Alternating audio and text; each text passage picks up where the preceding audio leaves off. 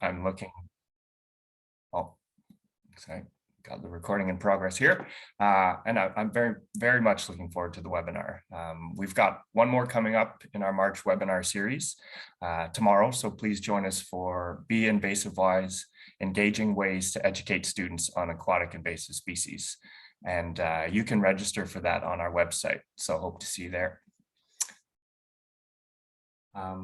Our webinar today is a little bit different. If you haven't joined us before, you'll notice that you aren't usually able to be on camera. We're just using technology today that was available to us. So yes, the video is being recorded. So I'd encourage you throughout the presentation just to have your camera off and to mute yourself.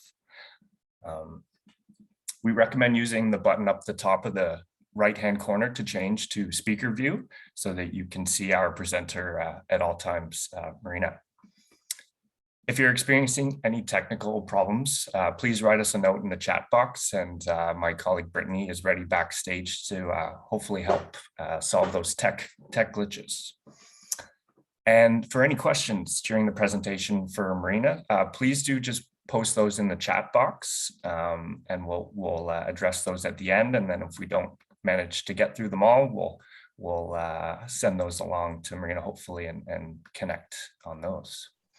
So now I'll introduce you to our speaker, but we do want to hear about yourself. So please type your name in and where you're from, and just in the chat bar.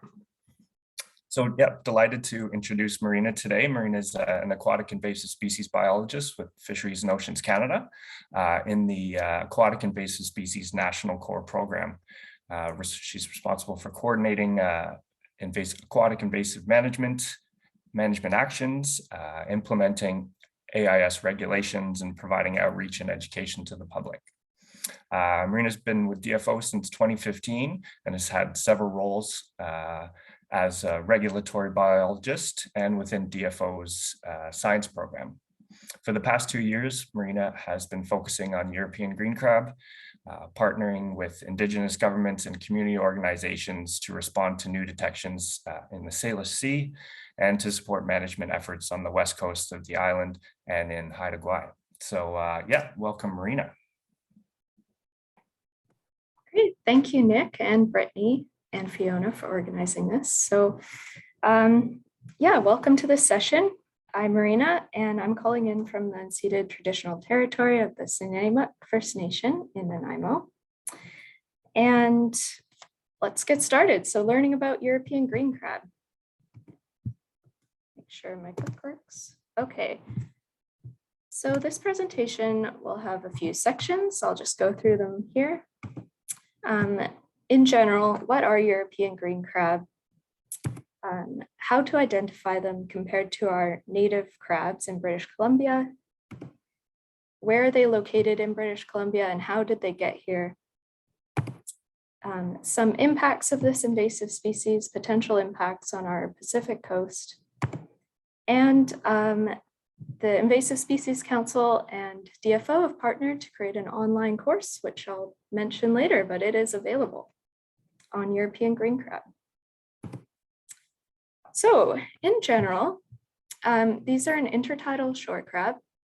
And being a shore crab, that means that they are mostly found from the high tide point down to the low tide point. They are native to Europe and Northern Africa. So Norway all the way down through Morocco and the West Sahara. And you can imagine in that native range, there's a huge temperature gradient. So they can survive in a lot of different temperatures. And these invasive crabs, they're highly able to invade new territories because they can survive this range of environmental conditions, temperature, lower salinity, so that's when more fresh water is coming into our marine environment, and even lower dissolved oxygen than some of our native crab species. They're also highly invasive because females are able to reproduce within their first year of life. And they can produce up to 2 times in a year, depending on the temperature of their marine environment. They can release up to 185,000 larvae at once. I'm not sure how many of those would survive or the survival rate of that larvae, but you can imagine they have a high reproductive output, which allows them to establish and move into new areas. Okay, so identification. European green crab is their common name, and it's a little bit too bad that it's green crab in there because we have a lot of native species that are green in color. But the best way to identify European green crab is that they have 5 marginal teeth or points on either side of their shell. And none of our native shore crabs or other crabs have these 5 distinct points. The shell of European green crab is also wider at the front than the back, and it makes a bit of a pentagon shape. The claws are narrow and they're curved inward, which allows them to prey upon shellfish. They have very narrow legs and their back 2 legs are slightly flattened. They can reach sizes up to 10 centimeters across the shell. And in my mind, that puts them in the medium range of crabs on our coast. So we of course have our shore crabs, the crabs you find under rocks, and they can be a few centimeters. Then you get to an adult European green crab up to 10 centimeters. And then of course we have our red rock crabs and our Dungeness crabs that are quite large. So they're medium-sized shore crab. To compare European green crab to some of our other green-colored crabs on the coast, of course, this European green crab is black in color and it has 5 marginal teeth. But then if you look at other green crabs that are green in color, we have the hairy shore crab. This is the most common shore crab that people find under rocks on the beach. And it's often green, but it can vary in color. There are 3 points or marginal teeth on either side of the eye, and the shell is more of a square-shaped compared to European green crab that's wider at the front than the back of the carapace. And then the helmet crab is kind of a bizarre looking crab if you're not too familiar with the species on our coast. So we do get reports of people finding the helmet crab and thinking they might have found a European green crab. But the helmet crab has a shell that's more of a diamond shape, and it's covered in bristles. So it's also called the hairy helmet crab, but it's a pretty cool species to find on the beach. Some juvenile Dungeness crabs can appear green in color. And of course, the juvenile Dungeness crab compared to the one that's recreationally and commercially fished can be quite small. And then we have a few different species of kelp crabs on our coast. So this is a northern kelp crab. Like other kelp crabs, it's got a longer rostrum between the eyes, and it's got long pointed legs. And often kelp crabs are similar colors to kelp. I love this photo because these are all juvenile European green crab. And so you can see that they do vary in color, and they actually do look a lot like our native shore crabs. But regardless of the size of the European green crab, even if it's very small, it will still have those 5 points or marginal teeth on either side of the eye. So that's the best indicator, and that's compared to 3 with our native shore crabs. So European green crab are considered the top 100 of the world's worst invasive species. This map was created by my science colleague, Brett Howard, and you can see their native range in black, Norway down into Africa. European green crab are invasive around the world in green, so they are invasive in Japan, in Australia, South Africa. There was an isolated population found in South America.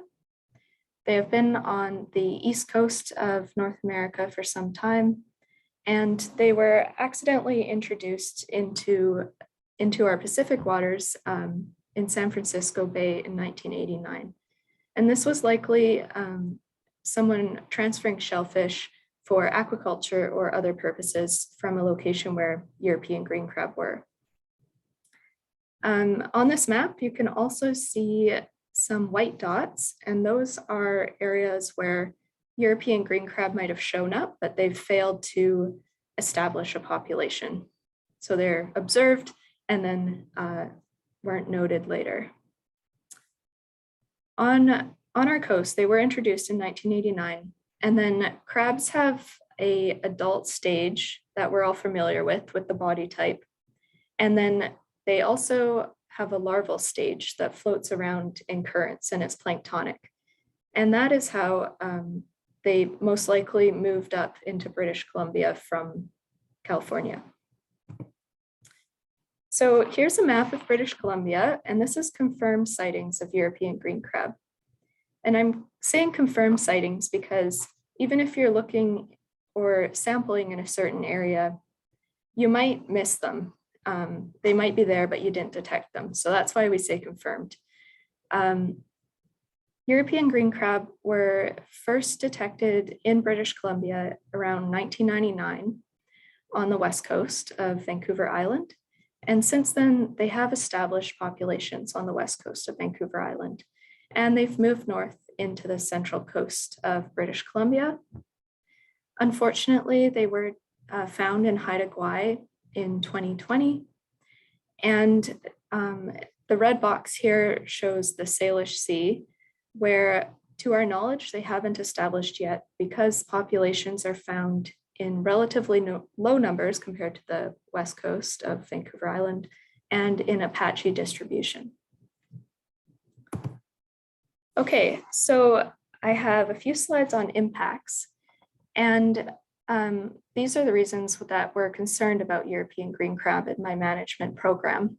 A lot of the scientific studies have been done elsewhere in the world on the east coast of North America or in California.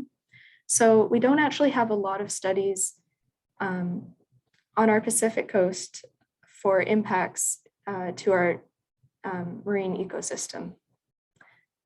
But predation on native species is definitely one of the main impacts that we're concerned might happen here. European green crab are voracious predators. Elsewhere in the world, they've noted a reduced abundance of shellfish. So that's mussels, oysters, or clams, as well as other invertebrates when European green crab are there. And that's because they're being preyed upon. Another thing is in California, they noted a long-term decline in the native shore crab abundance and the size correlated with the presence of European green crab. So they've been in California for some time, and they noticed that the native shore crabs, the purple shore crab and the hairy shore crab, there was less of them and their body size was smaller, correlated with the presence of green crab. Competition with native species is another concern and in this slide, I'm focusing on crab species. There's a diversity of crab species in our Pacific waters. So European green crab have been found capable of outcompeting juvenile Dungeness crabs for shelter and food. These are studies in California. This photo here, this is a juvenile Dungeness crab, and you can see it's very small. So a larger crab will be able to get shelter and food over this smaller crab. That being said, there isn't a population level impact on Dungeness crab noted in California. And then, of course, there's concern for other native crabs, especially ones that overlap in habitat with European green crab. One example is a graceful crab. They also really like muddy, soft substrates. And this particular crab, if you're handling it, it's quite docile, and European green crab are more aggressive. So that's a concern. The last impact I want to discuss is habitat degradation. So as you may be aware, eelgrass habitat, it's an important habitat type for our nearshore ecosystems. It provides structure that allows a lot of different species to rear and use that habitat for finding food, and it's got a high diversity of species. So there was an experimental study in Barkley Sound. Again, my science colleague Brett Howard did this work, and they observed a significantly greater loss of eelgrass shoot density with a high density of European green crab present. So they found when there is approximately 5 crabs per meter squared, the shoot density of this eelgrass was reduced at levels higher than natural levels. And the reason is because European green crab dig for prey within the beds of eelgrass, and they can shred the blades of eelgrass. And this was a study on the west coast of Vancouver Island. And then there's also concern for salt marsh habitat, often located in estuaries or bays. In scientific literature, this is not well documented, but there's concern that European green crab, being a larger bodied crab than our native shore crabs, may increase erosion of this habitat by burrowing in the mud banks. Okay, so European green crab, where to find them? I wanted to go over some habitat characteristics that are usually associated with the presence of green crab. Primarily, they're found in sheltered habitats with soft mud or sand substrate, including isolated lagoons and bays and channels within estuaries. So I've got some photos to run through some habitat characteristics. These are locations in Haida Gwaii where European green crab were found. And the photo on the right, just through doing different field work, if I visualize perfect European green crab habitat, it would be that photo. And one reason is it's intertidal, they're a shore crab. Lagoons are often places where we find them. They're often found in channels within estuaries. They're often associated with moderate or small amounts of freshwater input. So within a larger river estuary, or even where a small creek might be coming out into a bay. And can't see that one, but soft substrates, yes, mud and sand, and often marsh vegetation.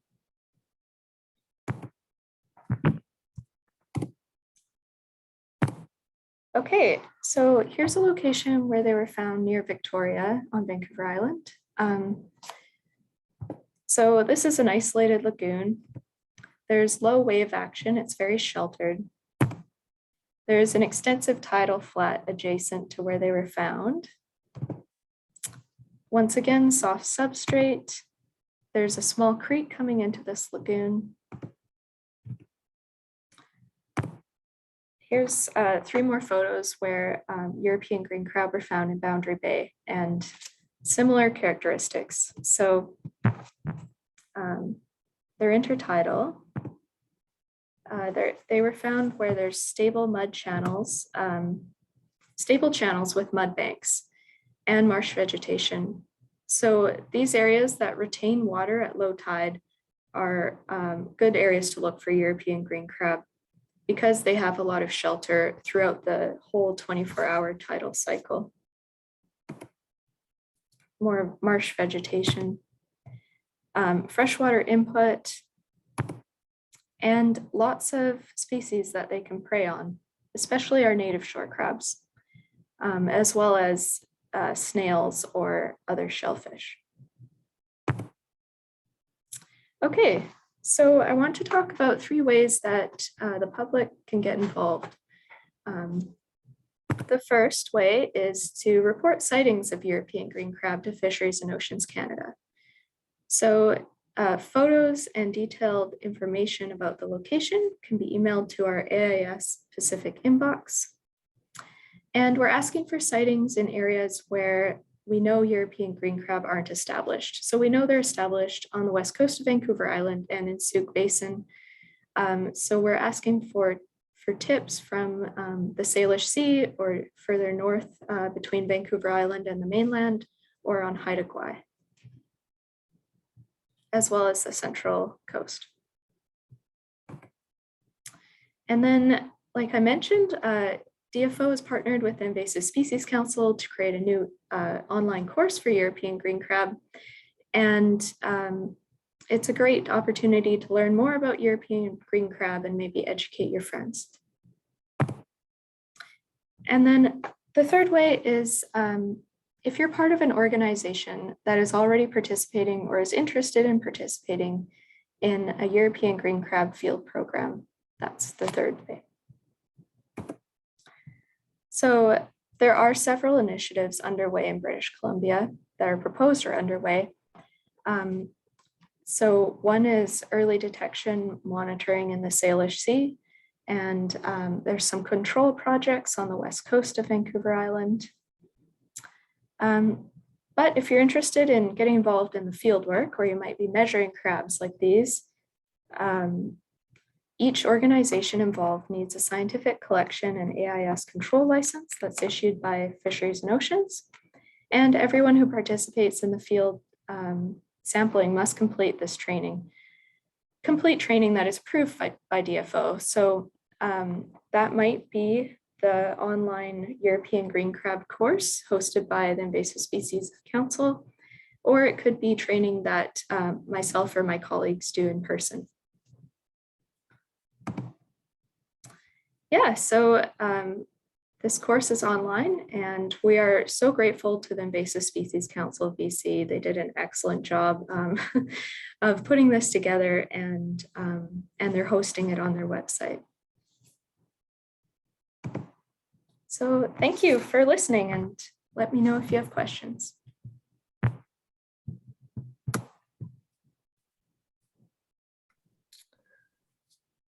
Thank you so much, Marina. Yeah, it's been amazing getting to learn so much more about green crab and help produce this really interesting and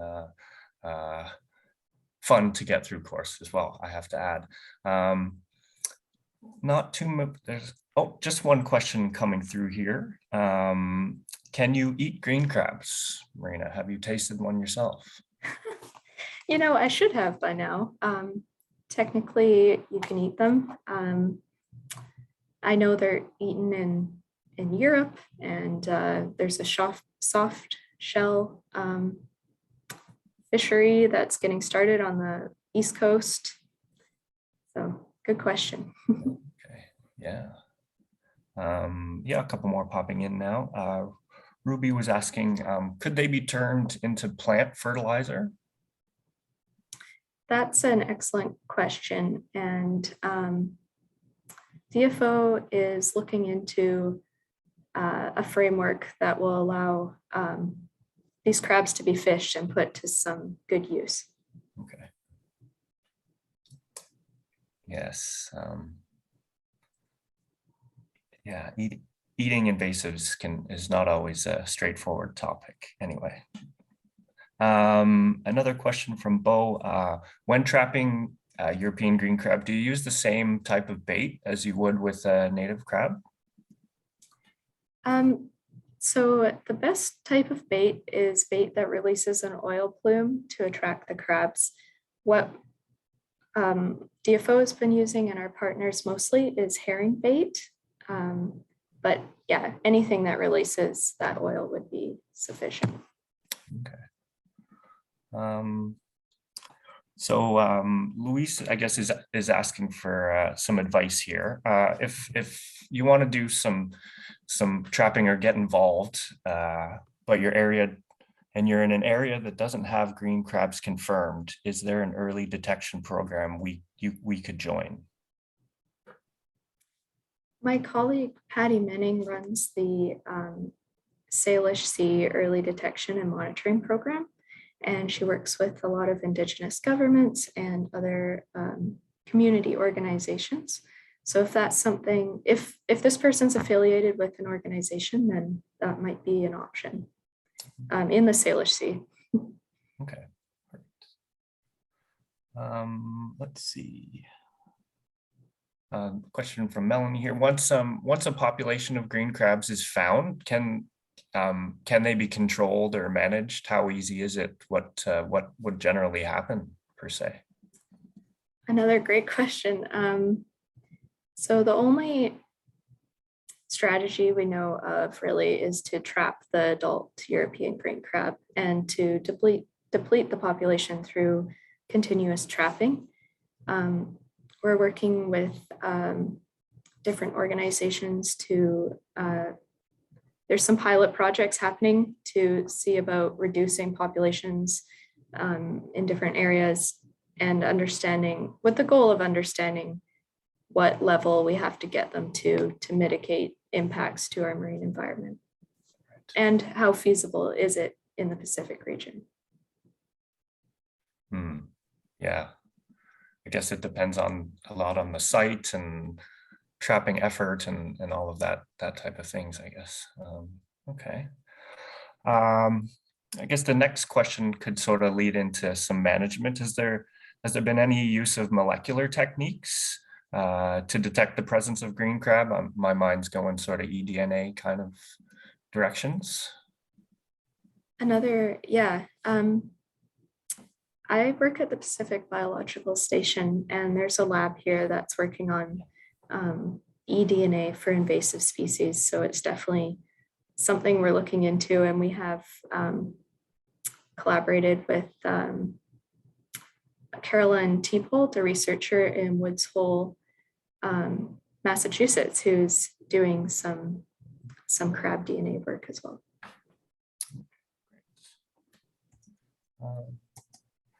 So is there awareness to keep from, oh, sorry, I'm just trying to interpret this question here. What do you see as sort of the best way to improve awareness and around green crab and sort of prevent introductions? Definitely interested people from the public attending webinars like this. The Invasive Species Council of BC does an excellent job of spreading awareness and yeah, taking the course and learning more about green crab's a good start. Great. Yeah, and yeah, lots of opportunities to, I know ISCBC wants to host some more events like this and engage people through social media and yeah, leverage sort of people on our website as well. Sorry, I just had to revisit your previous question. Sure. Who was your contact around early detection? Was that? Patty Menning. Okay. Okay. Perhaps we can get an email in the chat there for something. Anyhow, so I guess if there's you have any more burning questions for Marina around green crab, please pop those in there now. But oh yes, we've got a couple more. Can you find green crabs in the shallow subtidal reaches at sites? Kevin said he saw one while diving at Ogden Point in Victoria, but wasn't quite sure. That's a good question. Yeah, they're primarily an intertidal shore crab, but they are found in the shallow subtidal zone. This, especially maybe not in Victoria particularly, but in areas where they're more established, they spread out into habitats that are maybe less desirable because of competition between crabs. Okay. Okay. And I guess I just have a question from myself, thinking about the larval stage and sort of the status of European green crab, like in Washington. Like, what does that sort of look like for BC potentially? Do you have any sort of information around that, or? I think that's out of my knowledge range, but that's a good question for our science folks. Okay. Another question in the chat. Is there a target for commercial boaters or fishers to prevent future spread or any of that type of thing? The general invasive species guidelines about cleaning, draining, and drying recreational or boating material, especially when you're transferring from one water body to another, is basically what we tell people. Okay. Okay, great. Yeah, so I would definitely encourage people to check out the course on the website. I believe the link was put in the chat to the Learning Center, so you can check out that sort of stuff. Yeah, I guess if there's no more questions, I'd really like to thank you here, Marina, for joining us and sharing your expertise. And okay, Britt's got that there to chat.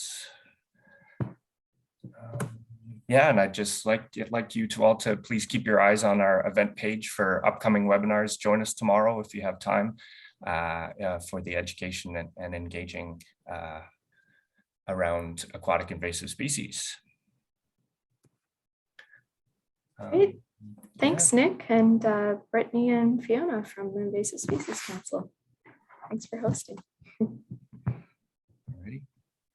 Take care, everybody.